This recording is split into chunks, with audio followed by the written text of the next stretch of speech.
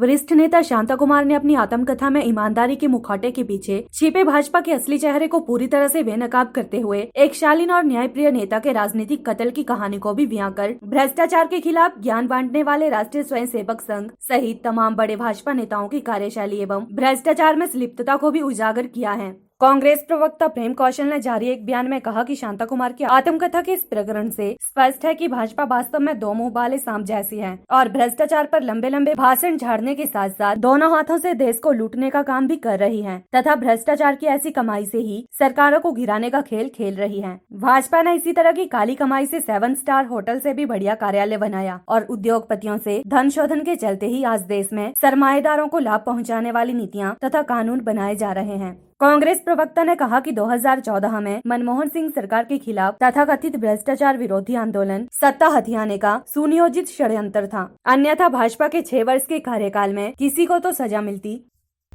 भाजपा के वरिष्ठ नेता और पूर्व केंद्रीय मंत्री शांता कुमार जी ने अपनी आत्मकथा में जिस प्रकार से भारतीय जनता पार्टी की उस समय की सरकार के समय 300 करोड़ रुपए के घोटाले और भ्रष्टाचार का जिक्र करते हुए मंत्री पद से उनकी विदाई का जिक्र किया है, इस्तीफे का जिक्र किया है, वो अपने आप में भारतीय जनता पार्टी को और भारतीय जनता पार्टी की भ्रष्टाचार के प्रति जो नीति है, सोच है, उसको स्पष्ट भी करता है और बेनकाब भी करता है। श्री शांता कुमार जी ने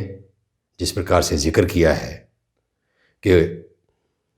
उस वक्त के प्रधानमंत्री अटल बिहारी वाजपेयी जी, आरएसएस और कुछ और मंत्रियों का भी उन्होंने जिक्र किया है, उन्होंने इस विषय में उनकी एक नहीं सुनी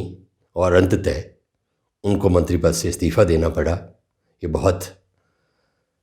एक दुखद प्रकरण है और एक ईमानदार नेता, स्पष्टवादी नेता के राजनीतिक कत्ल का एक घटनाक्रम है और इसी व्यथा को श्री शांता कुमार जी ने अपनी आत्मकथा में व्यक्त किया है।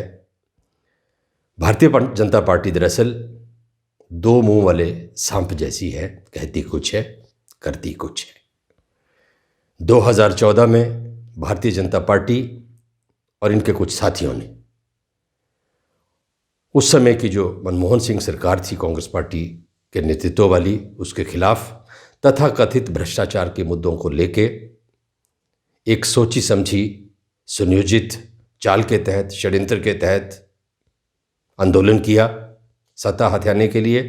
लेकिन आज 6 वर्ष का कार्यकाल केंद्र में भारतीय जनता पार्टी की सरकार को स्थापित हुए हो चुका है। एक भी राजनेता को, एक भी अधिकारी को उन तथाकथित आरोपों में जिनको लेके उस वक्त भारतीय जनता पार्टी, अन्ना हजारे, किरण बेदी, केजरीवाल, बाबा रामदेव जैसे लोगों ने आंदोलन किया था, एक भी राजनीतिज्ञ को, एक भी कांग्रेस के नेता को किसी भी अदालत से आज दिन तक सजा नहीं हुई है, जो साबित करता है कि भारतीय जनता पार्टी भ्रष्टाचार को एक राजनीतिक हथियार के रूप में इस्तेमाल करती है। वास्तव में भारतीय जनता पार्टी की रग रग में, भारतीय जनता पार्टी के विचार में, भारतीय जनता पार्टी की कार्यप्रणाली में, भारतीय जनता पार्टी के रोम रोम में भ्रष्टाचार समाया है। PLTV के लिए हमीरपुर से ब्यूरो रिपोर्ट।